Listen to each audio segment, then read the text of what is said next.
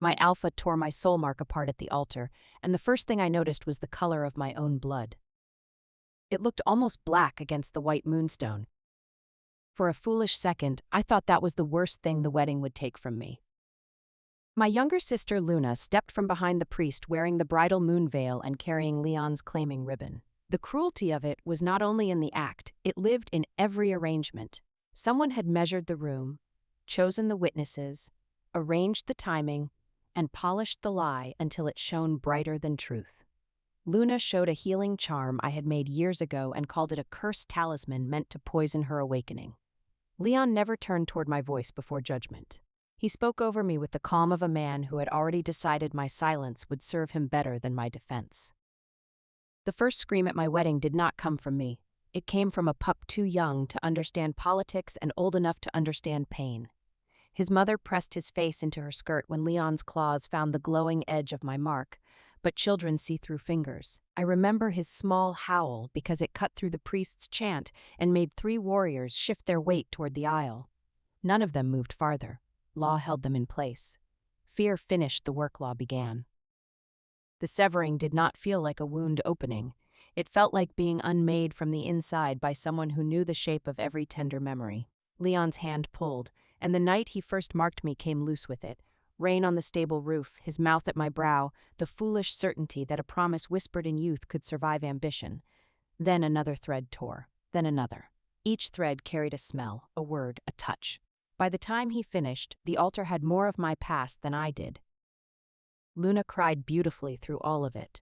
She pressed both hands over her mouth when I fell, as if horror had taken her voice. Only when Leon bent to lift her did she look down at me. Her tears were still moving, but her eyes were dry in the center. That was the expression I carried into exile.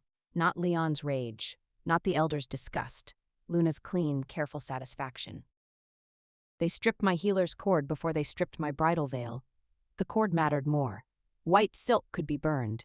The cord held 12 years of study, every fever I had broken, every birth I had guided, every wolf I had coaxed back from the edge of madness. The high priestess cut it with ceremonial shears and let the pieces fall around my knees. No one picked them up. A healer without a license was not merely unemployed in Moonlight Pack. She was a woman whose knowledge had been declared contagious. At the border stones, the guards would not touch me with bare hands. They used spear shafts to push me past the last moon-carved marker. One muttered that he was sorry. I believed him, which made it worse.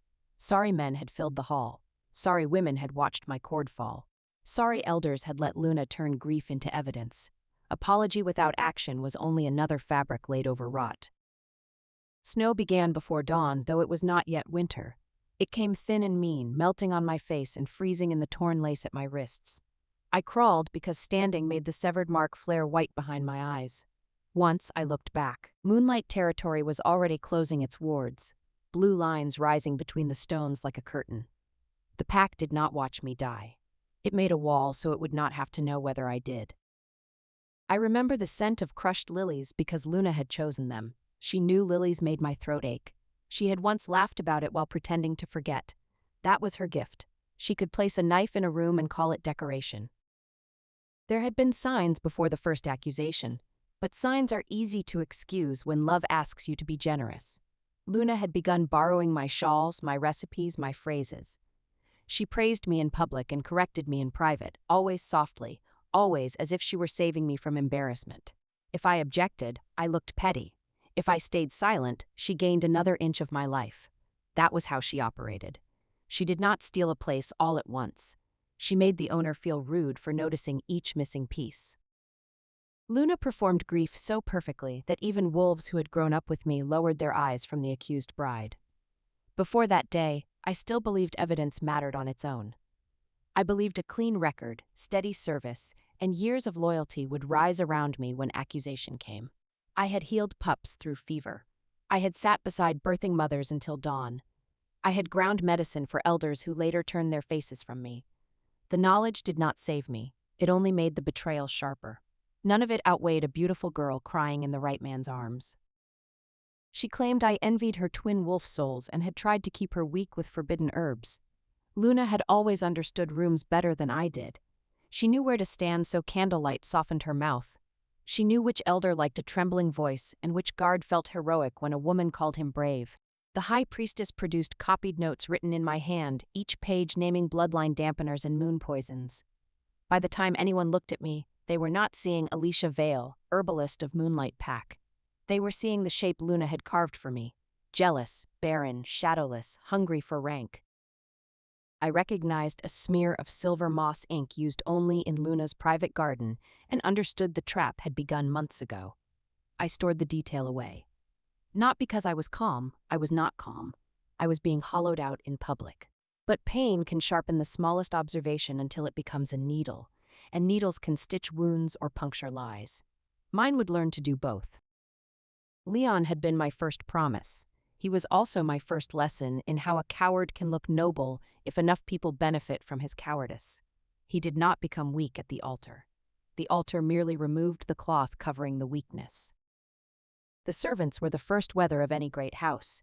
They knew which rooms had gone cold, which doors closed too quickly, which trays returned untouched. After Luna began visiting Leon's study, the servants stopped meeting my eyes. Not all of them were bribed. Some were simply afraid of standing near a woman marked for replacement before the woman herself knew it. Fear can look very much like disloyalty from the floor where you have fallen. A forged letter tied me to the rival Darkfang pack and a child sacrifice planned for the blood moon. The trap around me worked because every piece had a witness. The patrol found the letter under my mortar stones, scented with my own hair and sealed with wax stolen from my workroom. There was always a letter, a vial, a borrowed scent, a servant who remembered seeing exactly what Luna needed seen. Each lie arrived costumed. She dressed each one in paper, tears, and priestly approval. Leon publicly defended me, not from faith, but because sparing me then gave him moral power to condemn me later. Later, people would ask why I had not shouted sooner. They imagined truth as a door that opens when struck hard enough. They did not understand that some rooms are built without doors. In those rooms, you learn the walls, count the stones, and wait until the whole structure can be brought down at once. A shadowless wolf is not wolfless. That was the first doctrine Mother Corvin beat out of me with patience and tea. I did not lack a soul. I lacked the brutal, visible form my pack worshipped. My power moved under the skin where they never thought to look. My mother had taught me herbcraft with a rule sharper than any knife. Never treat the symptom as the whole illness. Fever might be infection, poison, grief, or a curse wearing heat as a mask. Moonlight Pack forgot that rule about people. They saw Luna trembling and named her innocent. They saw me composed and named me cold. They treated performance as diagnosis, then wondered why the disease spread. During house arrest after the Darkfang accusation, I studied the forged letter under Moonwater instead of sleeping. The Raven Society taught me that a wound is not always an ending. Sometimes it is a map written in a language no one bothered to learn. Their healers did not flinch from ruined marks, broken wolves, or memories that bled when touched. For the first time, I realized proof was useless until the room was ready to hear it. Among them, my damage stopped being shame and became material.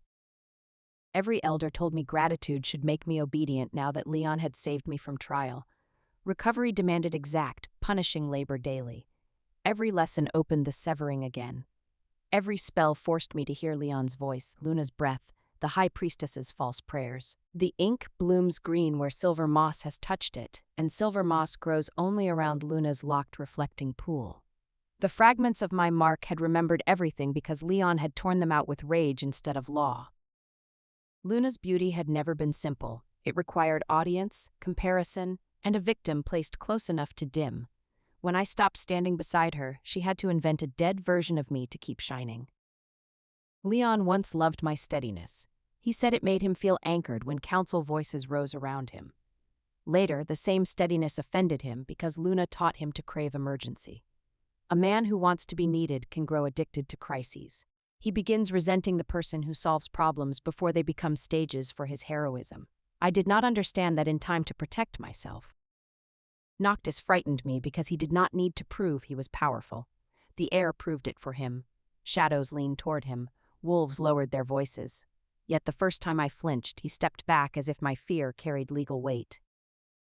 Elder Rowan's death changed the pack's scent. Grief should have brought people together, but manipulated grief hunts for a culprit. Luna gave them one before sorrow could ask harder questions.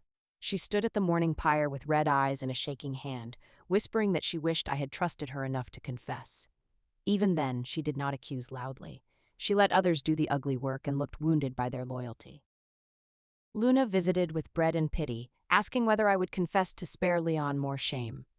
I tasted the bitter ghost of Nightshade Shadow, an herb kept only in the High Priestess's sealed reliquary. The work was no longer abstract. Every name had a face, every vial had a chain of custody, and every witness needed a locked door between them and Luna's fear. The Raven Society recorded everything, not gossip, not rumor, but records. Dates, witnesses, scent samples, herb residue, soul echoes, custody chains. Their archives were revenge with shelves and labels. The High Priestess had hated me long before Luna paid her. She hated every healer whose skill came from soil, sweat, and study rather than temple permission. My success with Rowan embarrassed her. His death solved two problems. It removed the elder who defended me, and it made herbal medicine look like arrogance. Luna did not create every corruption she used. She only found the rotten beams and leaned on them. Luna met Leon beneath the moonpearl trees, thinking the sleeping herbs in my supper would keep me unconscious. By the time I returned, I understood the difference between being exiled and being freed. Exile is what they call it when they throw you out. Freedom is what happens when you stop trying to crawl back into the shape they preferred. The worst cruelty is not that Leon is fooled, it is that he is not fooled enough. The road to Moonlight Territory smelled of pine resin, old rain, and the girl I had been. Whenever my courage failed, I went to the ward. A girl with a torn mate scar would ask whether the pain would end. A boy whose wolf had been beaten silent would sleep because my hand rested near his brow. Their healing made my anger disciplined. In the ash shed, hunger became a metronome. Drip from the roof, breath through cracked lips, claw against wood. I counted everything because counting kept me human. When Luna came with bread, my stomach betrayed me before my pride could refuse. She watched me look at it and smiled with sisterly sadness. I ate none of it. Later, rats died near the plate, curled like commas at the end of her mercy. The wedding day returned, and every earlier trap was presented as a chain of righteous evidence. I understood then that the altar was never meant to bind me. It had been built as my execution block. Luna collapsed into Leon's arms and whispered that my presence made the false second wolf inside her scream. Every banner showed two wolves circling one crown. The High Priestess ordered me searched and found the curse charm that Luna had planted in the lining of my dress. I could see the relic under her skin from across the hall, pulsing like a swallowed star with teeth. Leon stood beside her in ceremonial armor, handsome enough to fool anyone who mistook beauty for worth. The old pack would later claim it had been deceived. Some had been. Many had cooperated. Deception needs people willing to enjoy the convenient shape of the lie. I remembered every face that had looked relieved when I was blamed. The raven was named Ink because he had fallen into a dye vat as a fledgling and never lost the dark stain on one wing. I had mended that wing while apprentices laughed at me for wasting poultice on carrion. Ink repaid me with the loyalty wolves claimed as their sacred virtue. He carried my bone message through rain, arrows, and ward smoke. Sometimes the smallest life you save becomes the first witness willing to save yours. Luna thought cruelty was intelligence. That was why she lost. Cruelty can move quickly, but it rarely studies what it breaks. I studied everything she broke. The Raven Society did not comfort me with easy prophecy. Mother Corvin did not say I had always been special or that suffering had chosen me for greatness. She said I was infected, underfed, soul-torn, and dangerously angry. Then she handed me broth and asked whether I wanted to die, proving them right. Practical kindness can feel brutal when you are used to ornamental pity. Luna sent 2 hunters after me to make death look like a border accident. That surprised some people. They wanted me to be cruel so they could call my survival monstrous and forgive themselves for enjoying it. One hunter carried Leon's ring as authority. The other carried a vial of my own sleeping tincture. I gave them judgment instead. Judgment is colder than vengeance and more useful. The old raven returned with a flock of black wings that blinded the hunters long enough for me to crawl into the ravine. I had not come back to become what hurt me. I had come back to end the lie, remove the relic, open the records, and make sure the next shadowless girl accused by a pretty sister would not stand alone before a locked room. When the moonbone seed pulsed, I heard the thing inside it whisper. It did not love Luna. It loved hunger. It praised her because praise opened her wider than pain ever could. Noctis's infirmary had no portraits of founders, no banners of conquest, no polished alpha skulls mounted over doorways. Its walls held anatomical charts of soul knots, dried herbs, legal testimonies, and children's drawings from patients who had survived. Power there was not displayed as domination. It was measured by who could sleep without screaming after treatment. I had never seen a pack honor that kind of victory. By the time the Ravens found me, Moonlight Pack had already begun calling my exile mercy. The word tasted different in the underground infirmary, where mercy meant clean knives, honest records, and someone staying awake through the fever instead of praying over it from a distance. On my fourth morning underground, Mother Corvin made me inventory the failure shelf. Each jar held a treatment that had hurt someone because a healer had guessed instead of checking: burnt bond thread, spoiled moon milk, a cracked consent stone, a child-size collar cut apart after an alpha called it discipline. I wanted to look away. She made me write the names. Then she made me write what would have prevented each harm. Training stopped being a ladder toward power. It became a list of mistakes I was responsible for not repeating before touching a patient. Later, in the records room, I learned to build the soul net with patient cords instead of battlefield chains. Noctis drew the geometry. Mother Corvin made me test every knot on harmless memories first: the taste of broth, the weight of a clean blanket, ink tapping at the window for crumbs. Only after the net could hold gentle things without bruising them did we let it touch the altar shards. That rule saved me. It taught the magic to gather proof without becoming another violation inside the same wounded living body. The Raven Infirmary was built beneath a ruined chapel, and the first thing I saw clearly was not an operating table, but a ceiling painted with open eyes. Some were human, some were wolf, some belonged to things older than either. Mother Corvin said the eyes reminded healers that every wound had a witness, even when courts refused one. I hated the ceiling for a week. Then, during a fever, I found myself staring back at it and whispering what the altar had done. No one interrupted. The room kept watch. My first patient was not supposed to be mine. He was a border boy named Sen, whose wolf had been frightened out of speech by a forced training bond. I was meant only to grind ashroot while Mother Corvin worked. Then Sen bit through his gag, and the senior healers reached for binding smoke. I heard the sound under his growl. Not violence, but a child counting exits. I told them to lower the smoke. My voice shook. Mother Corvin's eyebrow rose, but she obeyed. I placed a bowl of warm milk near the bed and sat on the floor where he could see I was not blocking the door. His wolf answered before sunset. After Sen, the other apprentices stopped calling me the Moonlight Corpse. They did not call me a prodigy either. The Raven Society had no patience for titles that arrived before competence. I cleaned instruments, copied case histories, burned contaminated bandages, and learned how often law appeared in medical notes. Rejected mate, coerced bite, alpha severance without witness, ritual silence ordered by priest. The same phrases returned until I understood that my wedding had not been an exception. It had been a public version of a private plague. Noctis taught soul geometry in a room without chairs. He said chairs encourage students to confuse listening with stillness. We stood inside chalk circles while he drew lines through memory, consent, blood, and command. A proper mark, he said, was not a brand but a conversation that kept speaking. A forced mark shouted until the weaker soul forgot its own language. A severed mark, if torn by rage, became shrapnel. He looked at my brow when he said that, not with pity, but with the professional anger of a master seeing bad work. The first time I repaired a mating scar, I expected beauty. Instead, there was pus, panic, and a widow who cursed her dead husband for leaving pain behind him. I loved her honesty. She did not want a poetic bond. She wanted to sleep on her left side without vomiting. We worked for 6 hours. When the scar finally loosened, the widow slapped the table once and laughed like a door opening. That laugh did more for my recovery than any prophecy about hidden power. Noctis's curse woke every new moon. Shadows gathered under his skin and tried to climb out through old battle scars. He allowed only 3 people in the room during those attacks: Mother Corvin, a mute surgeon with silver hands, and eventually me. The first night I helped, his power cracked 2 stone basins before I reached him. I did not command the curse. I asked what it guarded. The shadows turned toward my voice, suspicious as wounded animals.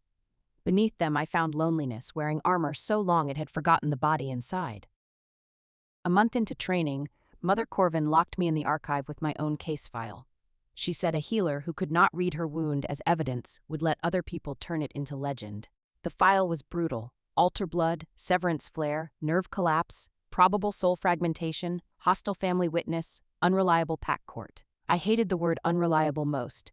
It made my whole childhood sound like a crack tool. Then I reached the last page and found Mother Corvin's note. Patient remains capable of choosing. I slept with that sentence under my pillow. The soul net began as a failure. My first version caught every nearby emotion and left me sobbing because a cook downstairs missed her dead wife. The second caught only anger and almost burned through my ribs when two apprentices quarreled over a scalpel tray. The third worked because I stopped trying to catch pain itself. I taught the net to catch contact: who touched the mark, who fed the poison, who carried the lie from hand to hand. It became less a weapon than a court that could not be bribed. Noctis never asked me to forgive Moonlight Pack. That restraint saved us both. People think romance requires softening every hard edge, but some edges are load-bearing. My anger held names in place until evidence could hold them better. When I told him that, he nodded and brought me another box of testimony stones. It was the most useful courtship gift I had ever received. On the third night in the infirmary, Mother Corvin made me identify 20 herbs by scent while my eyes were bound and my soul scar burned under a salt compress. I failed at first. I called grave mint by the name of winter nettle and mistook bloodroot for fever bark because pain had turned every scent metallic. She did not soothe me. She tipped the tray over and told me a healer who wanted revenge had to be more accurate than a murderer. Murderers could afford mess. Surgeons could not. Noctis watched from the doorway during that lesson, silent enough that I forgot him until the lamps guttered toward him. When Mother Corvin left, he did not praise me for enduring. He picked up the bloodroot, placed it in my palm, and asked what it wanted to become. No alpha in Moonlight Pack had ever asked me what an herb wanted. They asked what it did, what it cost, and whether it could make a warrior stronger. I closed my fingers around the root and answered that it wanted to draw poison toward the surface. Noctis smiled, as if I had given him a key.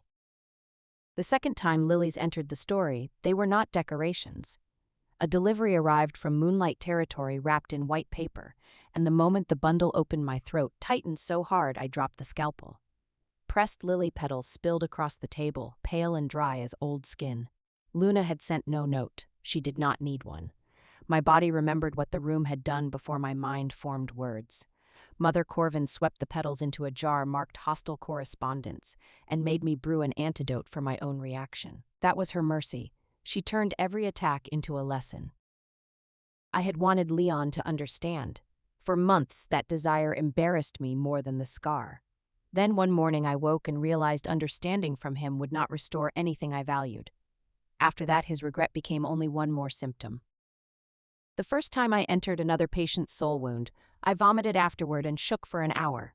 The wound belonged to a baker's wife whose mate had died without releasing the bond. Everyone had told her to endure the ghost pain as proof of devotion. I found her husband's last terror tangled in the mark and eased it loose.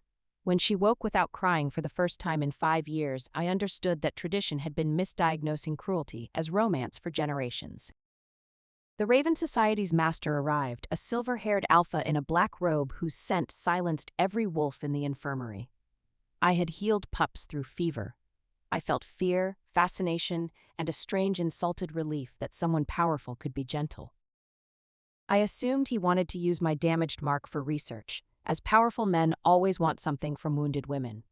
He introduced himself as Lord Noctis, the Nightmare Lord, and knelt to ask permission before touching my soul wound. The moon did not change sides. It had never been on theirs or mine. It shone on the altar, the ravine, the infirmary, and the second wedding with the same cold face. Meaning was something we made under it. My own treatment progressed in ugly increments. One night, I recovered the memory of Leon teaching me to dance and lost the ability to stand for 2 days. Another night, I extracted a shard shaped like Luna's laugh and nearly clawed my own throat open. Noctis sat outside the treatment circle during each session, close enough to intervene, far enough that my soul did not mistake help for capture. I realized the wound could become a net that recorded every soul that had touched the crime. We built the soul net from contradictions. It needed softness to receive memory and strength to keep memory from devouring me. It needed my blood because the torn mark knew my body, Noctis's geometry because ancient wounds obey old mathematics, and herbs because even spirits move differently when the flesh is steadied. I named each knot after a patient I had healed. That kept revenge tied to purpose. The first successful projection showed only 3 seconds, Luna's hand closing over a vial of nightshade shadow. I watched those 3 seconds 40 times. On the 41st, I stopped shaking. Not because the image hurt less, but because proof had finally crossed from my body into the world. A private wound had become public evidence waiting for its hour. Spring returned before I was ready to return with it. Ink brought the first usable message on a morning of thawing gutters, a black thread token tied around one leg, and grave soil caught beneath his claws. Our first informant inside Moonlight Pack was not brave in the ordinary way. Tomas, the gravekeeper, trembled whenever anyone raised a hand too quickly.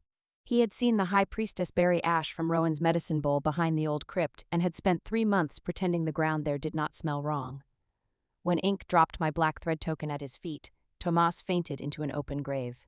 He still came to the meeting 2 nights later. Courage, I learned, sometimes arrives pale, sweating, and ashamed of its own knees. Tomas gave us the burial map, but the map was not enough. We needed the soil. I went myself because Nightshade shadow changes scent when carried by frightened hands. The old crypt crouched behind the temple like a guilty thing. I dug with a spoon while Noctis held the ward line and Ink pulled worms from the hole as if assisting a royal excavation. 6 inches down, the dirt turned bitter. 9 inches down, I found black roots braided through bone ash. Rowan had not died from my medicine. He had died from a garden the priestess thought no one would dare disturb. The forged Darkfang letter required a different risk. The original had been locked in Leon's evidence chest, guarded by 2 young warriors who had once brought me cut knees and fever rashes. I knew their childhood scars better than their patrol habits. That made the theft harder. I waited in the ceiling crawl space above the archive and listened to them discuss whether I had deserved exile. One said no, one said probably. Neither said enough to open the door. When they left at moonset, my hands were shaking too badly to pick the lock. Anger is useless with fine tools. I breathed until it became focus. Inside the chest, I found more than the letter. Leon had kept my torn healer's cord folded under the evidence packets. For a moment, I could not move. The cord smelled faintly of smoke in his hands. I wanted to believe guilt had made him keep it. Then I saw the note beneath. Possible leverage if Alicia returns. Even his remorse had a strategy attached. I took the cord, the letter, and the last softness I had reserved for him.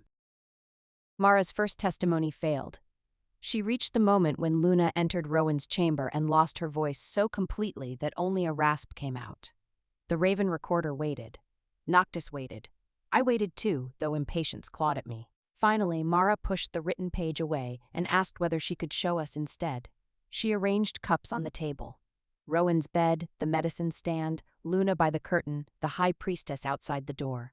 Her hands remembered what her throat could not carry. We accepted the map as testimony and later helped her attach words to it. Cress gave us the temple key mold, but she also gave us something smaller, the schedule of incense changes before ceremonies. That dull list cracked open 3 lies. The high priestess claimed a note had been sealed during morning prayers, but cedar incense burned only at night. Luna claimed she had fainted in the West Chapel, but the West Chapel had been closed for ash cleaning. Leon claimed he had not entered the reliquary, but his sleeve had carried blue myrrh used only there. Boring records are where dramatic liars go to die. We also needed proof of Luna's relic, and relics do not sign receipts honestly. The moonbone seed had passed through 3 smugglers, 2 dead scholars, and a pawn shop that sold saint bones to tourists. I found its trail in a nursery rhyme from the Eastern Marsh. Beware the seed that lends a wolf and takes a name. Noctis dismissed the rhyme until Ink dropped a pawn ticket into his soup. The ticket listed a crescent-shaped bone bead, purchased by a veiled woman with a moonlight accent and paid for in temple silver. Sometimes research arrives wet, rude, and smelling of onion broth. The pawnshop owner remembered Luna because she had asked whether the bead could make people love her. He thought she meant beauty. The old fool had sold curses for 40 years and still believed vanity was harmless if the customer paid in advance. I made him repeat the conversation into a testimony stone. When he tried to flatter me by saying my face needed no relic, Mother Corvin charged him an additional witness fee for stupidity. The most dangerous paper was not about Luna. It was Leon's private order authorizing my border death if I returned.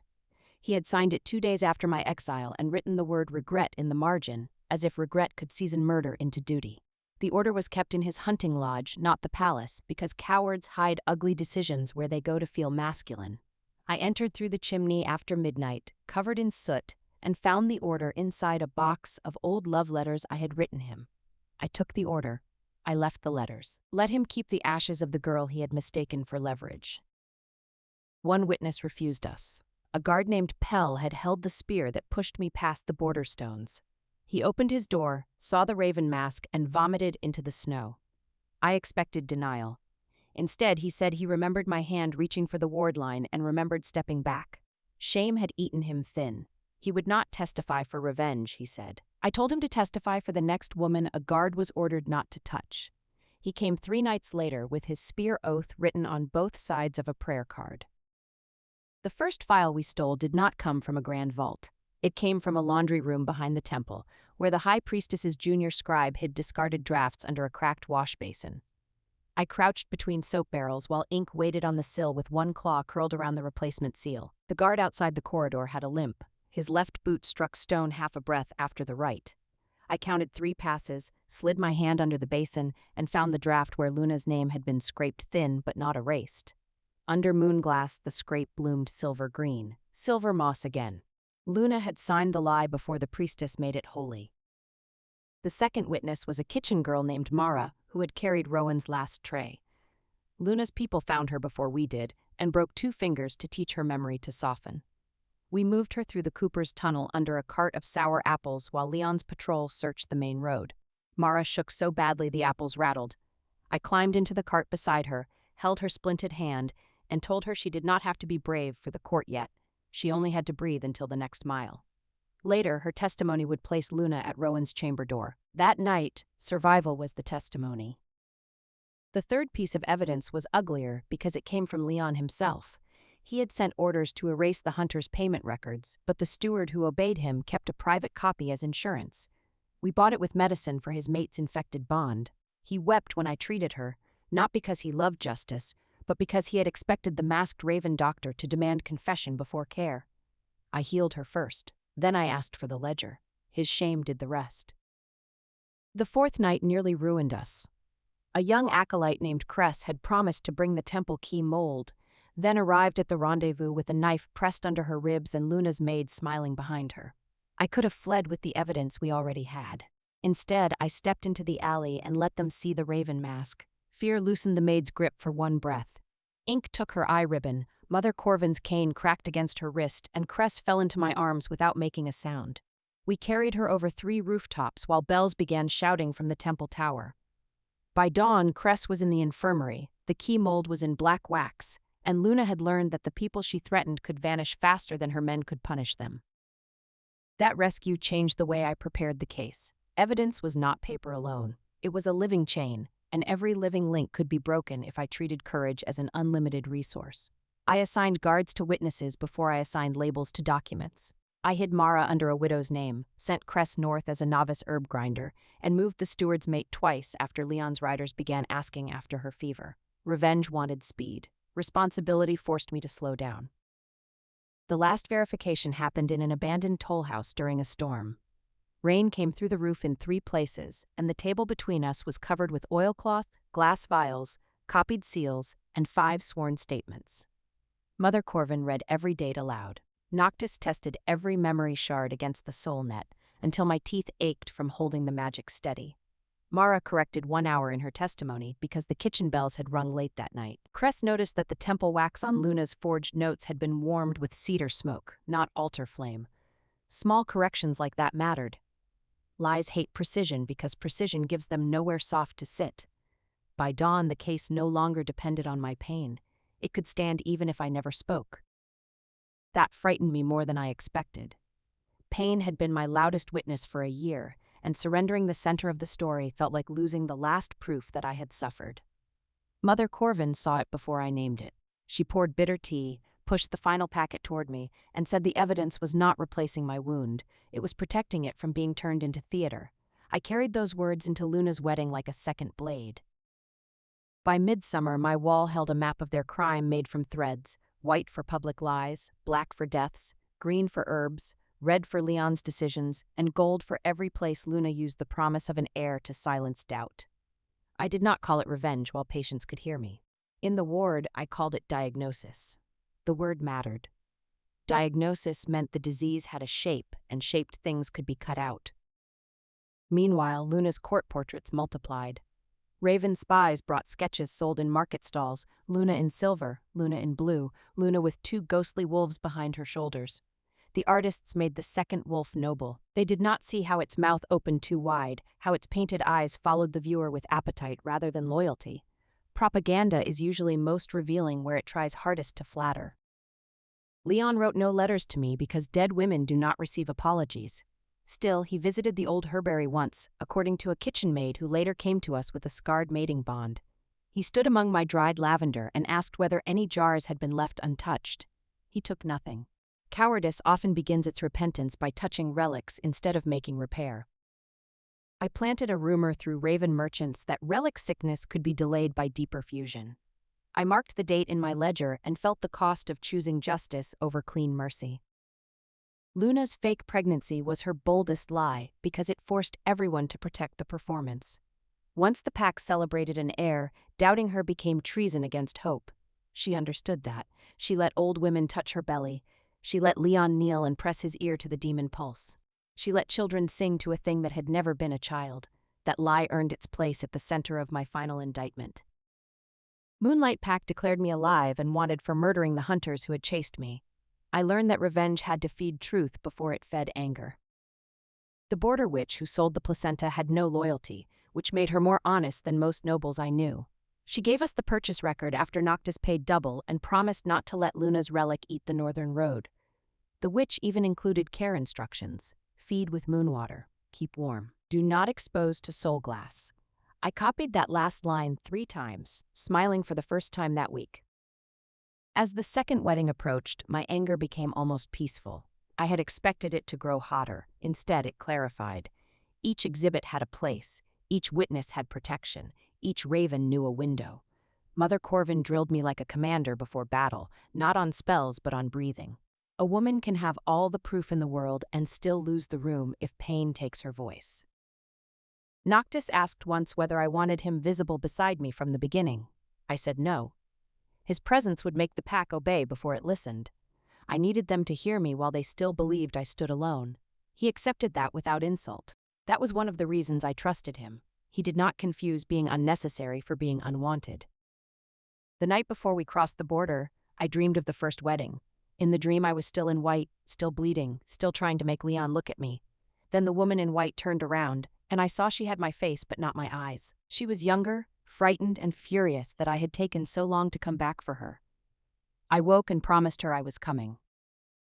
Her twin wolves demand constant praise, constant blood offerings, and constant reassurance that Alicia is dead and forgotten. When Leon hesitates, Luna's scent turns metallic and one eye flashes with an ancient creature's hunger. Moonlight Village had changed less than I expected. The baker still burned the first batch. The well rope still squealed. Children still chased each other between market stalls until mothers shouted names like thrown stones. Ordinary life continuing after your destruction can feel like a second betrayal. Then I remembered that ordinary life was exactly what Luna and Leon had risked for ambition.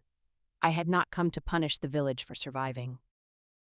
I decided the final exposure had to happen at Luna's own wedding, when the whole pack gathered to celebrate stolen glory. At the second wedding, I saw faces I had catalogued during my first ruin. Some looked older, some looked guilty, some looked annoyed, as if my possible return would be inconvenient after they had already rearranged their consciences around my death. I did not hate them equally. Precision matters. A coward is not the same as a murderer. A silent witness is not the same as a hand that plants poison. Justice begins by refusing to blur them together. Luna's gown was magnificent. I will give her that. It flowed like poured milk and glittered with tiny moonstones sewn so densely the hem whispered over the floor. Mine had been simpler, chosen for a healer marrying into power. Hers was chosen for conquest. The dress made her look almost holy until the relic pulsed under her ribs, and the stones answered with a sick green flicker. A year after my ruin, Moonlight Hall opened its doors for another wedding. This time I entered through the servants' corridor before sunrise, with antidote under my tongue, testimony stones in my sleeve, and every exit counted twice. I arrived before the guests because revenge needs to know the exits. The north door stuck in damp weather. The west aisle had a loose tile where a running child might fall. The priest's dais hid a speaking tube used for ceremonial chants. We placed a raven healer near each weakness. I had dreamed for a year of walking into that hall as a storm. Instead, I entered as an architect checking load-bearing walls. That steadiness was not less dramatic. It was more dangerous. Luna's dressing room smelled of pearl powder, wine, and fear covered by perfume. Through the mirror charm, I watched her slap a maid for fastening the veil too tightly. The movement exposed the pulse under her ribs. The moonbone seed rolled against her skin like an eye. She pressed both hands over it and whispered that queens did not rot. The relic pulsed back, amused. I almost pitied her then. Almost. Pity ended when she told the maid to leave the lily bowls near the altar because my ghost, if it came, should choke politely. Leon looked older than he had at my wedding. Not wiser, only worn. Ambition had carved hollows beneath his cheekbones and taught his mouth to tighten before Luna spoke. He checked the crowd often, not for danger, but for approval. That was when I knew he suspected the truth. Innocent men look for threats. Guilty men look for judges. When I stepped into the aisle, I did not raise my voice. The hall gave me silence because the raven mask had already done half the work. People fear what they cannot categorize. Was I a mourner, a healer, a spirit, an assassin, a witness? I let them wonder. Then I removed one glove and showed the healed crescent at my wrist, the minor mark every licensed herbalist carried. Gasps moved through the servants first. They knew what had been cut from me. They understood what it meant that my hand no longer shook. The false womb did not merely vanish. It fought exposure. Smoke claws hooked into Luna's gown and dragged black threads through the embroidery. The thing had been fed praise for months and did not want to return to formless hunger. I pinned it with soul glass while Mother Corvin read the witch's receipt aloud. The first line named the price. The second named Luna's maid. The third warned that the imitation could not survive direct contact with a repaired severance shard. By the fourth line, Leon had stopped breathing like a ruler. Rowan's sons did not draw blades immediately. That mattered. They looked at me first, waiting to see whether this was justice or another performance using their father's name. I placed the medicine bowl on the altar and stepped back. Moonfire did the rest. Nightshade shadow rose black. Silver moss answered green. The colors twisted together above the bowl, then bent toward the high priestess like dogs finding their owner. Only then did Rowan's eldest son unsheath his knife. Luna's second wolf broke through during the memory of the garden confession. Perhaps Leon's voice enraged it. Perhaps the relic understood that admiration had ended. It rose behind her in a shape too tall for the ceiling, all ribs, antlers, and moon-white eyes. Guests screamed and surged toward the doors we had already cleared. One child slipped on the west tile. The raven healer stationed there caught him before his head struck stone. Preparation saved him, not destiny. When I extracted the moonbone seed, I saw what Luna had given it. Not only blood, not only herbs. She had fed it every moment she chose envy over love. My shawl in her drawer, my recipes copied in her hand. Leon's doubts stroked until they purred. Rowan's bowl carried with lowered lashes.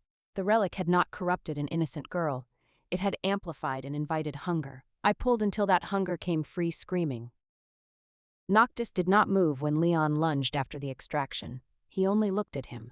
That was enough to stop every wolf in the first 3 rows from breathing. Leon's claws hovered inches from my shoulder, shaking with the need to blame someone still standing. I turned before Noctis could intervene. If Leon struck me now, the hall would call it madness. If he stopped himself, he would have to feel the shape of his own choice. His hand fell. For once, he chose too late and still had to live with choosing.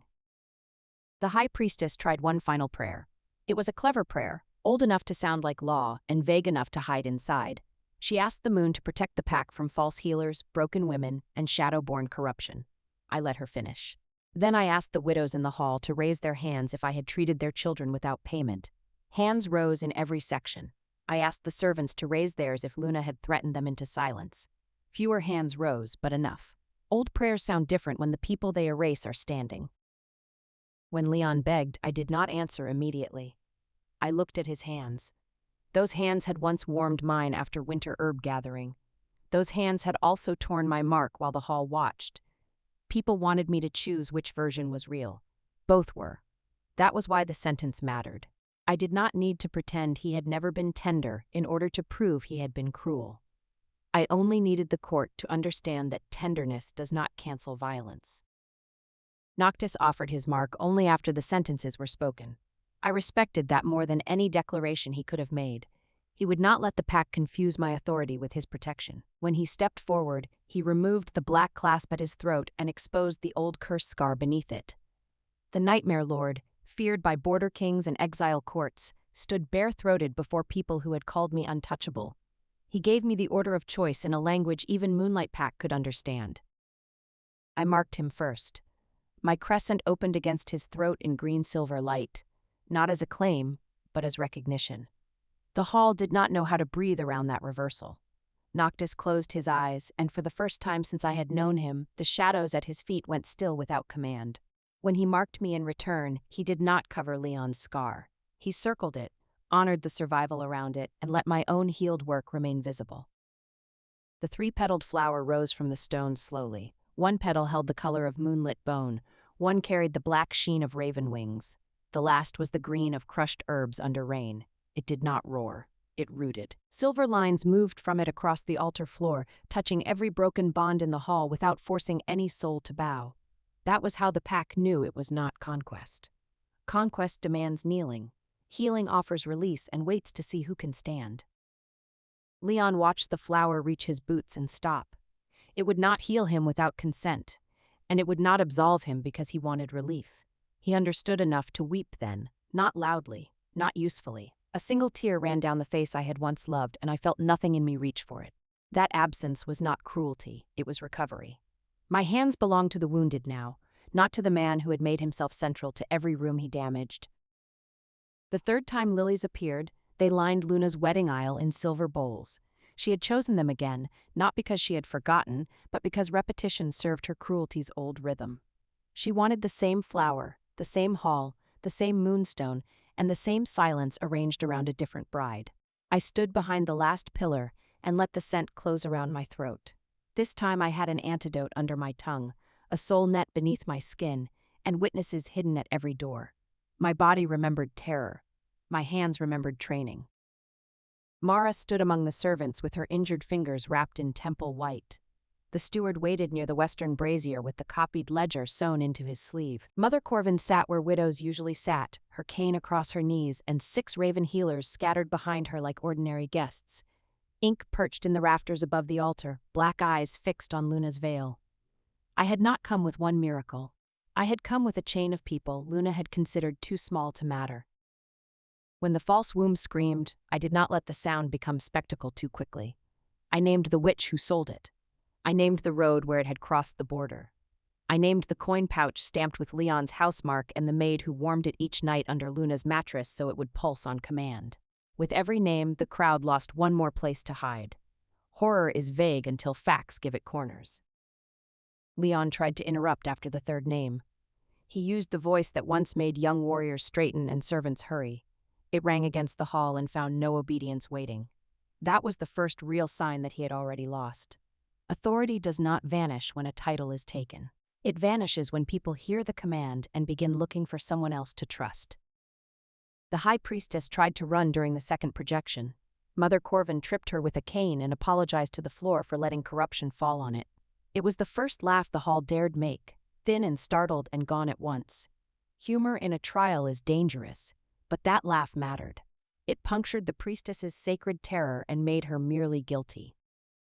Leon fought the memory harder than he fought Luna's monster. That told me enough. He could face claws, blood, and public scandal, but not the sound of his own ambition spoken clearly. When the garden confession filled the hall, he looked less like an alpha than a boy caught stealing from his father's desk. I had loved that boy once. The woman I had become could sentence the man without denying the boy had existed. I summoned the soul net and projected the memory of Luna ordering Elder Rowan's poisoned bowl. The room turned, and I felt the old loneliness lose its teeth. Luna's collapse was not graceful. Stolen power rarely leaves gracefully. Her hair silvered in patches, her cheeks hollowed. The second wolf peeled away from her shadow like wet cloth, snapping at anyone who looked frightened enough to feed it. I could have let it take her. For one breath, I wanted to. Then a child sobbed behind an overturned bench, and wanting became irrelevant.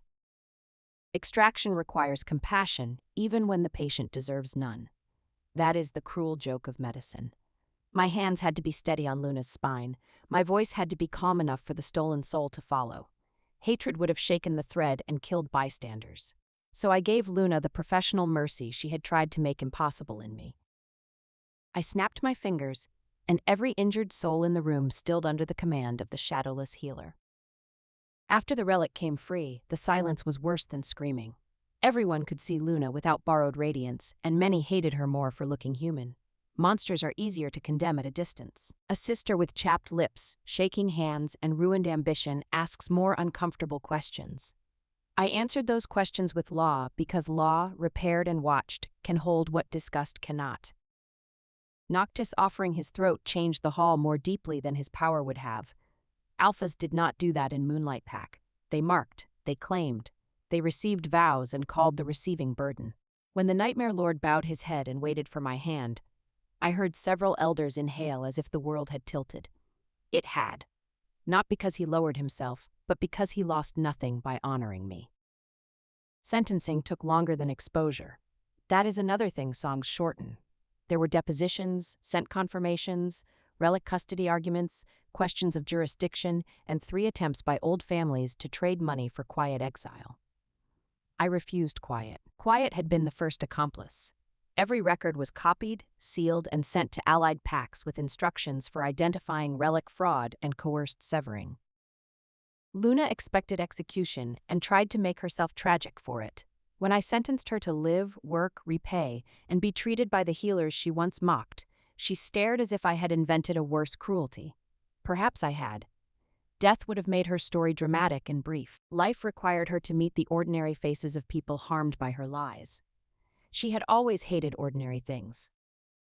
Leon expected either forgiveness or death because his imagination remained centered on himself. Losing rank confused him. Serving under a lesser-born cousin enraged him. Being required to escort injured mates safely to my ward humiliated him more than chains would have. Good. Shame can become either poison or medicine depending on whether the patient stops admiring the wound.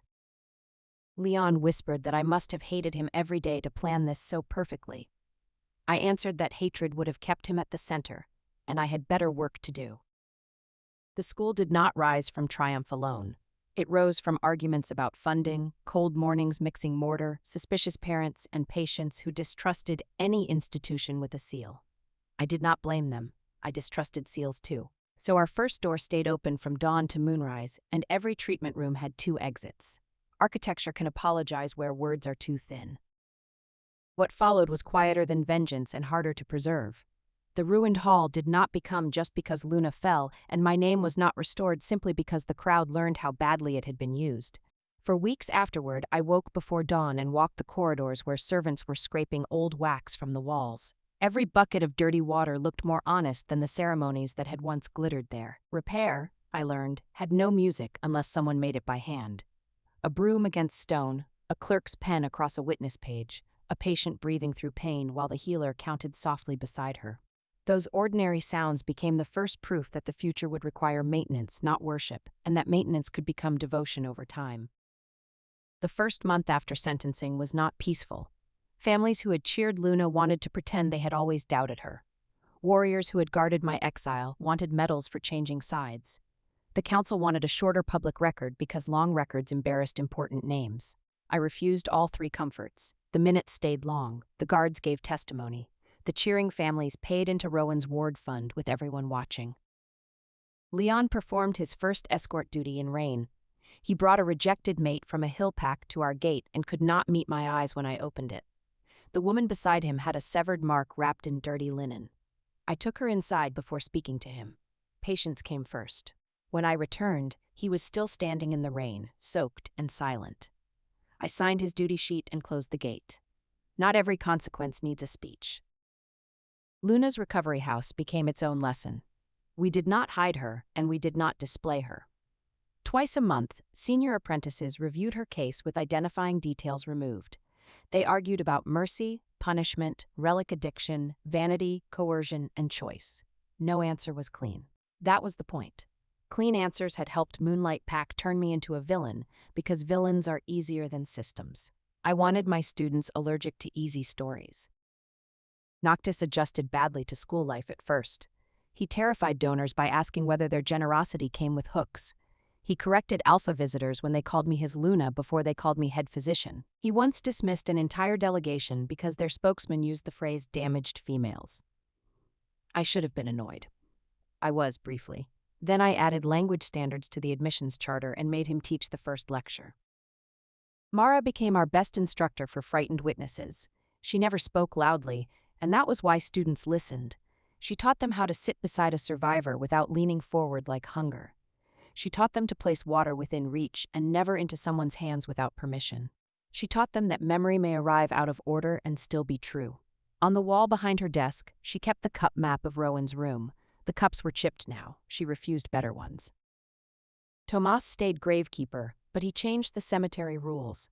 No temple burial could happen without a second record held outside priestly custody.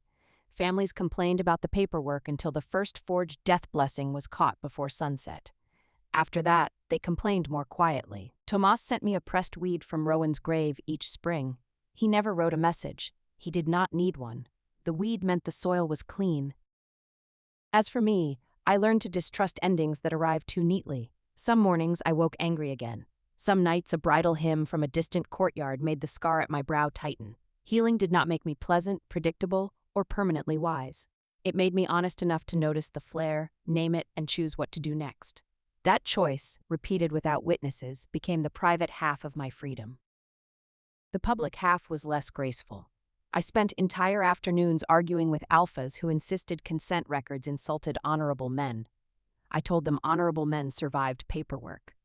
Dishonorable men exposed themselves by fearing ink. One stormy day, an old border alpha slammed his fist through my desk and demanded trust. Noctis reached for his shadow. I reached for the invoice drawer and charged the alpha for the desk before continuing the meeting. The consent articles passed in his territory 3 weeks later. We held the first graduation in the courtyard because the hall was too small. Sen, the boy whose wolf had returned over a bowl of milk, carried the school banner. Cress rang the wooden chime. Mara read the witness oath without losing her voice. Tomas stood at the back with soil still under his nails, pretending he had not brought flowers for every graduate. I looked at them and understood that Luna had tried to make my story end at an altar. Instead, it had multiplied into rooms full of people who knew how to answer harm. That night, after the courtyard emptied, I walked through the classrooms alone and touched each desk. Knife marks, ink stains, and herb burns already covered the wood. The damage pleased me. Untouched rooms are only promises. Marked rooms have begun their work, and work was the language I trusted most. It asked for no applause, only return. Before locking the door, I opened one window for ink. He landed on the sill with rain shining on his black wing and dropped a twig at my feet. No message, no omen, just a twig from the border road where I had nearly died. I kept it. Years later, a moonlight bride asked to visit the glass-covered altar stone before her ceremony. She was not afraid, she told me. She wanted to see what the old law had cost before she made a new vow under it. Her groom came with her and waited outside because she asked him to. That small obedience moved me more than his formal oath later. The world does not change only when tyrants fall. Sometimes it changes when a young man waits on the correct side of a door. I still teach the first lesson myself. I place 3 harmless objects on the table: a lily, a ledger, and a healer's cord repaired with black thread. Then I ask the students which one saved me. The clever ones choose the ledger. The sentimental ones choose the cord. No one chooses the lily until the end of term. By then they understand. The answer is never one object. Survival is a chain, and every link must be examined for fingerprints. The repaired cord hangs in my office when I am not using it for lessons. I stitched it myself, badly at first. Then better after Cress mocked my knots and showed me a temple binding she had decided to reclaim. The black thread does not hide the cut, it makes the cut readable. Visitors sometimes ask why I do not commission a new cord now that I outrank the office that stripped the old one from me. I tell them new silk would lie. This cord knows what happened and still holds. Ink grew old before any of us were ready. His black wings stiffened in winter, and he began stealing warm compresses from patients who were too fond of him to complain. When he could no longer fly to the border road, I carried him there once in my cloak. He pecked my thumb, offended by assistance, then settled against my wrist and watched the ward stones shine. I thanked him for the bone message, the pawn ticket, the window warnings, and the 1,000 rude interruptions that had kept me alive. He answered by dropping one gray feather into my lap. I placed that feather beside the lily jar. Students assume it represents loyalty. It does, but not the pretty kind sung about in mating halls. Ink's loyalty was practical. It carried messages, stole seals, ruined soup, woke guards, and pecked liars when they leaned too close. Practical loyalty is the kind I trust. It does not ask to be admired before it acts.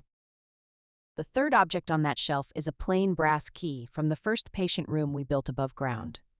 I keep it because hidden sanctuaries are necessary during war, but healing should not have to live underground forever.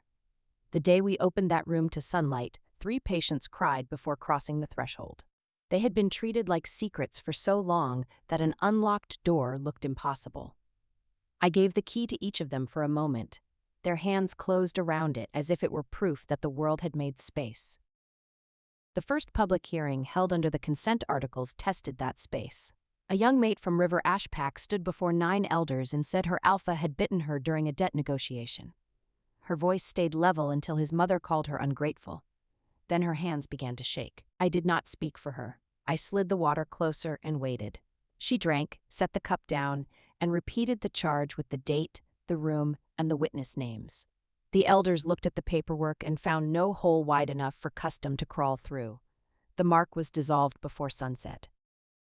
Afterward, the young woman asked why victory felt like illness.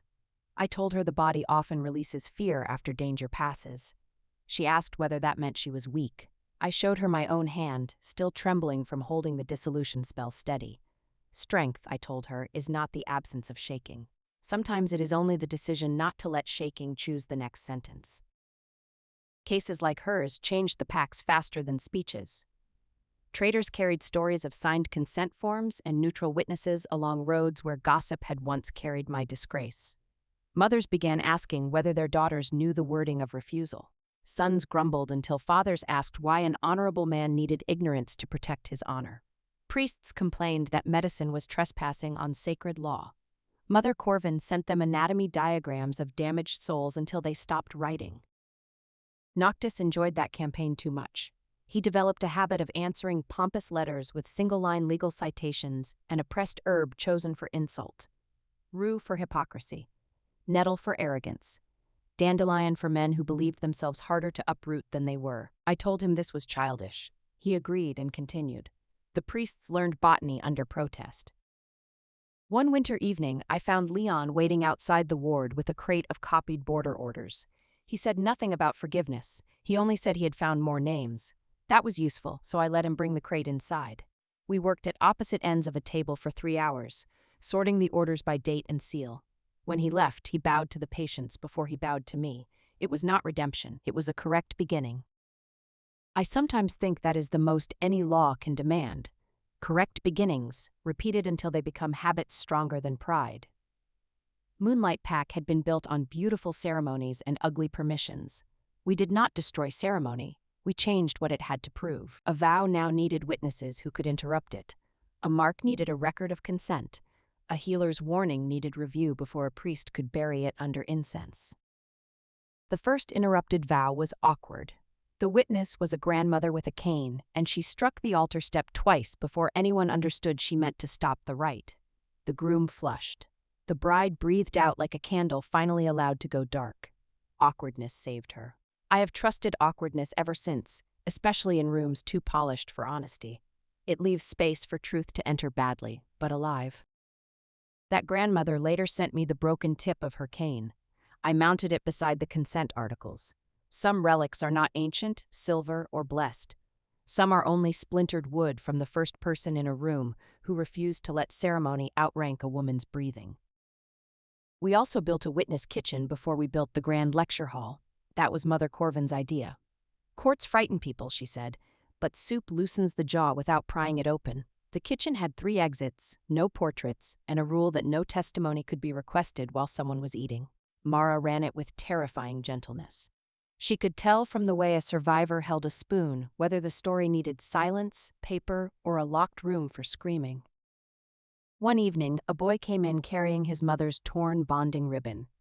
He had walked 2 territories alone because his village priest told him broken women infected their children with disobedience. Mara fed him stew. Cress found him dry socks. I sat across from him and asked permission before touching the ribbon. The cloth showed old blood, forced silver, and a command phrase burned so deeply into the threads that even the table seemed to flinch. We sent riders for his mother before midnight. That rescue did not become a song. Most important work does not. We found the woman in a locked smokehouse behind her mate's grain stores, feverish and still apologizing for causing trouble. Her son stood beside me while I cut the command phrase from the ribbon. He did not cry until she said his name. Later, when the court asked why a child had crossed borders for help, he answered that our school had doors. It was the finest endorsement we ever received. The lecture hall came later, and I insisted the first class be taught by patients, not masters. A widow described the difference between grief and a bond that would not release her. A former warrior explained how alpha pride disguised fear of being ordinary. Cress demonstrated how temple records could be altered by warming wax over cedar smoke. I spoke last and briefly. Students remember pain better when authority does not rush to translate it. Noctis stood at the back for that first lecture, arms folded, looking like a storm cloud forced to attend school. A child offered him a biscuit during the break. He accepted with solemn gravity and then looked betrayed when it contained raisins. The entire room saw the Nightmare Lord lose a battle to politeness. It helped more than he liked. Fear thinned after that. Patients began approaching him with questions instead of prayers. I learned to value those small humiliations. A powerful man who can survive looking foolish is safer than one who must turn every room into a monument. Leon had never survived foolishness well. He covered it with command, romance, or blame. Noctis, for all his shadows, could be corrected by a child with a biscuit. That difference remained one of the foundations of my trust. The Moonlight Elders asked once whether the school intended to replace pack courts. I told them no. Replacement would let them pretend the courts had been separate from the harm. I wanted revision. I wanted old judges reading new evidence rules with their pride itching under their collars. I wanted priests to smell nightshade shadow and know a healer might ask where it was grown. I wanted alphas to pause before touching a frightened brow because someone could write down the angle of their hand. Revision is slower than conquest, but it reaches deeper. A conquered pack waits for the conqueror to leave. A revised law waits inside the next ceremony, the next argument, the next inheritance dispute, and changes the shape of what people dare to demand. I had been ruined by a ceremony. It felt right to make ceremonies answerable in return. Sometimes, after long hearings, I walked alone to the glass-covered altar stone. The blood beneath the glass had darkened with age. It no longer looked like a wound. It looked like a root system, red lines branching through white stone. I would place my palm above it, not touching, and remember the girl who thought survival meant being believed by the people who hurt her. I wished I could tell her belief was coming from elsewhere first, and that it would still count. A new apprentice once asked why I never removed the glass and cleaned the altar properly. I told her cleanliness was not the same as honesty. Moonlight Hall had been clean on the day it destroyed me. Every silver bowl shone. Every prayer cloth had been washed. Every lie wore perfume. I preferred the stained stone visible, named, and protected from revision. That answer made her uncomfortable, which pleased me. Comfort is useful for patience, not for history. History should press a little under the ribs. It should make the next hand hesitate before repeating the old harm. When she graduated, that same apprentice requested assignment to Moonlight Hall as a ceremony witness. She said discomfort had become useful. On her first day, she stopped a bonding because the bride had not been told she could refuse the second mark. The hall went silent. Then the bride asked 3 questions no one had prepared for. I sent the apprentice a new pen and a note that said, "Keep making rooms pause." Pauses save more lives than applause, especially when power is impatient, proud, and armed. The second lesson is quieter. I take the apprentices to the ward after midnight, when pain is less theatrical and more honest. They hear a rejected mate ask for water. They hear a child murmur to a wolf only he can see. They hear a grown alpha sob because the mark he placed in anger has begun to show him what it did to his wife. I make the apprentices stand there without fixing anything for 10 breaths. Young healers want to rush toward usefulness. I teach them that rushing can become another form of control. On the wall outside the ward hangs Pell's spear oath. The paper is wrinkled because he carried it inside his coat through snow before he found the courage to give it to me. Students always ask why I display a coward's confession beside brave testimony. I tell them cowardice is one of the most common materials in law. If we learn how it sounds when it begins telling the truth, we can use it before it hardens back into silence. Leon saw that oath once. He had come with another injured woman under escort and stopped so suddenly his guard nearly walked into him.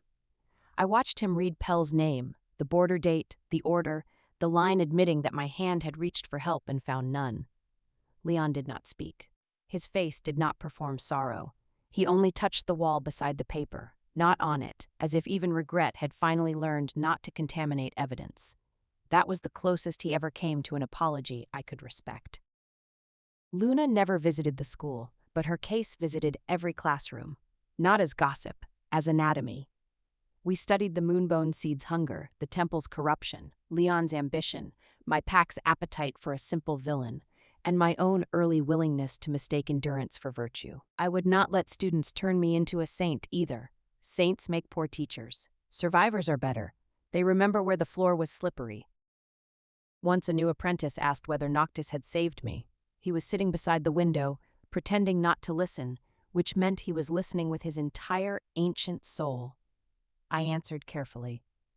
Noctis had opened a door, guarded a room, lent power when asked, and stepped back when stepping back mattered. That was not rescue in the old songs, it was partnership. The apprentice wrote the word down and underlined it twice. Noctis looked unbearably pleased for the rest of the afternoon. In private, I still kept my own ledger. Not of crimes, of returns. The first night I slept without tasting blood. The first patient I treated without thinking of Luna. The first wedding invitation I opened without shaking. The first time I heard lilies mentioned by a gardener and smelled only rain on soil. Recovery was not a single verdict. It was 1,000 entries proving that the past had lost another inch of territory. The hardest entry came on an ordinary morning. I woke before Noctis, made tea, and realized I had not dreamed of the altar for a full month. Nothing dramatic happened. No flower bloomed, no ravens screamed. The kettle simply hissed, and the room smelled of mint instead of blood. I wrote the date carefully because peace, when it first arrives, can be easy to overlook. That is what I want the school to protect most. Not power, not revenge, not even justice in its grand public robes, but the small mornings after justice, when a wounded soul discovers it has room to be bored, hungry, irritated, curious, or happy without asking permission from the wound. One apprentice laughed during that lesson because happiness sounded too plain after relics, trials, and soul flowers. I gave her the inventory keys and made her count bandages for 3 hours. She returned dusty, humbled, and wiser. Plain things keep people alive. A healed world is allowed to look ordinary from a distance and still be sacred. I wanted them to respect that sacred, ordinary future. It was the future Luna and Leon never imagined I would reach, claim, and defend. I kept one lily from Luna's isle, sealed in a teaching jar beside the silver moss and nightshade shadow. Apprentices always notice it because it looks harmless. That is why it stays. I tell them poison is not only what enters the blood. Sometimes poison is a pattern repeated until a victim doubts her right to object. A flower can be evidence if someone used it as a blade. The school archives hold Mara's testimony, the steward's ledger, the witch's receipt, Rowan's medicine bowl, the hunter's payment slips, and the soul projection transcribed under 7 seals. Students hate copying those records. Their hands cramp, their ink blots. They ask why healers must learn evidence law when they came to mend souls. I tell them the same thing Mother Corvin told me. A wound without proof can be reopened by any liar with a title. In the second year, Cress returned as a full apprentice and asked to study coerced vows. Her hands still trembled around temple bells, so we replaced the classroom bell with a wooden chime. No one mocked the change. Accommodation, I wrote into the school rules, is not weakness. It is architecture for survival after organized ritual cruelty. On the day the wooden chime was hung, Cress rang it herself. The sound was small, dry, and steady. Half the class looked up from their tablets. She did not flinch. I marked that as a victory in the same ledger that held Luna's sentence. Quiet triumphs deserve careful records too, especially after terror. They teach future healers what victory looks like without applause. Months later, my ward grew into the first open school of soul medicine in any wolf territory. Her revenge becomes infrastructure. Noctis and I disagreed often after the wedding. People find that disappointing when they want romance to look like permanent agreement. We disagreed about border law, ward staffing, whether ravens belonged in dining rooms, and how long I should work before sleeping. The difference was simple. Disagreement did not threaten the bond. It strengthened the place where choice kept returning. Noctis and I stood at dawn on the Raven Society balcony while the recovered patients sang below. I looked toward the moonlit road ahead and felt whole without needing the past to approve. The world still contains ambition, false tears, and alphas who confuse possession with love. My soul net no longer ached. It hummed with names I had saved and truths I had carried into light. They still call it the blood wedding in Moonlight territory. Not mine, Luna's. The name is not entirely fair. Blood had already been spilled long before I returned in the Raven mask. Elder Rowan's blood had darkened his sheets. The hunter's blood had stained a ditch where Luna's servants left them. My blood had dried in the cracks of the altar stone for a year while the pack walked over it and pretended the floor was clean. But people name things when they finally see them, not when they begin. I do not visit Moonlight often. When I do, the gates open before I touch them. No one calls me Shadowless there now. They call me Lady Alicia, Soul Sovereign, Raven Chair, Healer of Broken Marks. Titles are useful in hostile rooms. They make fools hesitate. Still, the children in my ward usually call me Dr. Vale, and that is the name I prefer. Luna lives in the Eastern Recovery House with 3 guards, 2 nurses, and no mirrors. The moonbone seed left her alive, which was more mercy than she gave anyone else. Some days she weeps. Some days she curses me until her voice breaks. Some days she sits very still and asks whether the second wolf ever loved her. I always give the nurses the same answer: no. The relic loved the door she opened. That is not love. Leon serves as border captain under the cousin who inherited his place. He has written 7 apologies. I read the first because curiosity is not weakness. I burned the other 6 unopened. The first apology blamed Luna, ambition, law, youth, grief, pressure, and the old hunger of alpha blood. It blamed everything except the hand that tore my mark. Until he can name that hand without flinching, his apology belongs to him, not to me. Noctis keeps the first bone vial on a shelf in our shared study. He says every institution needs a relic of origin. I say he likes dramatic furniture. Both things can be true. At night, when the ward is quiet and the ravens settle along the roofline, he sometimes touches the mark I placed on his throat before he marked me in return. He does it absently, as if checking that choice remains real. I understand the habit. I have one hand over my brow more often than I admit. Our school has 3 rules carved over the main door. No soul is property. No wound is proof of shame. No law is sacred when it protects cruelty. The elders hated the 3rd rule most, which told me it belonged there. On the first anniversary of Luna's wedding, Mother Corvin asked whether I wanted the altar stone removed from Moonlight Hall. I considered it. Then I ordered it left in place and sealed under clear moon glass. The red cracks remain visible. Brides step over them now with open eyes. Alphas place marks under witness of consent. Sisters stand beside sisters without being asked to compete for scraps of power. Not always. No law cures envy. But the room has doors now. Sometimes young healers ask whether revenge healed me. I tell them the truth. Revenge opened the wound where everyone could see the poison. Justice cleaned it. Work closed it. Love, chosen freely and never used as a chain, taught the scar not to ache when rain came. Then I returned to the ward because someone is always waiting with a broken mark, a frightened wolf, or a story they were told no one would believe. I believe them first. Belief is not the end of proof, but it is often the beginning of survival. Once, long ago, Leon told me I had no wolf worth seeing. He was right, in only one way. My wolf was never meant to be seen first. It was meant to be heard in the places other wolves went silent. It was meant to gather the shattered, command the wounded, and call the hidden soul back by name. The first winter after the school opened, a girl from a western pack arrived with her hair cut short and a rejected mark burned black behind her ear. Her alpha had called the wound discipline. Her parents had called it shame. She called it nothing at all because speaking made her shake. I sat with her for 3 nights before she trusted me enough to sleep. On the 4th morning, she asked whether the man who hurt her would be punished. I told her punishment was being prepared, but her healing would not wait for his trial. That answer made her cry harder than any promise of revenge.